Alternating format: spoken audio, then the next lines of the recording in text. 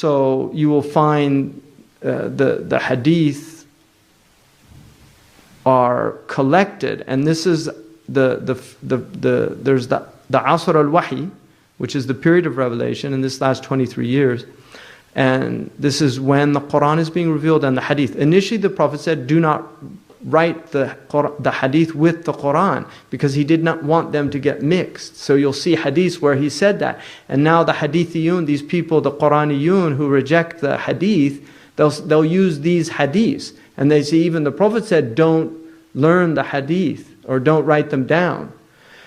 The Quraniyoon are, it's an absolutely ridiculous argument, but it's a sign of the ignorance of the time.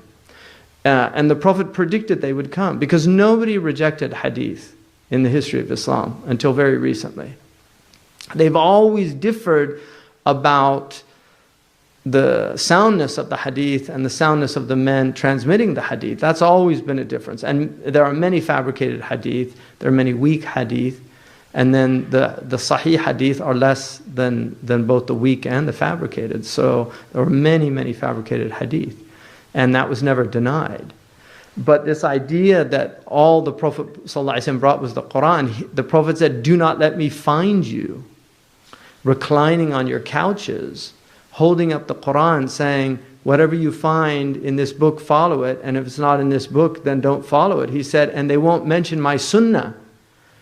And he said, wallahi, I've been given the Qur'an and its like. So the sunnah is wahi.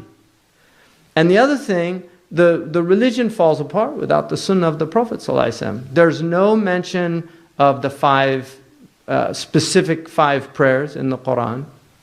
There's no mention of how to do the Hajj or the Umrah specifically. You won't know how to do the Hajj, the 7 tawaf. You won't know how to do the Sa'i.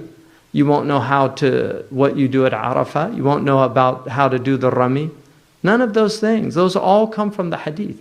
And the mutawatir hadith, which it's kufr to deny them. If you deny ahad hadith, it's not considered kufr, but it's dangerous because it very well might be revelation and you're denying revelation, but it's not considered kufr unless you deny all of them.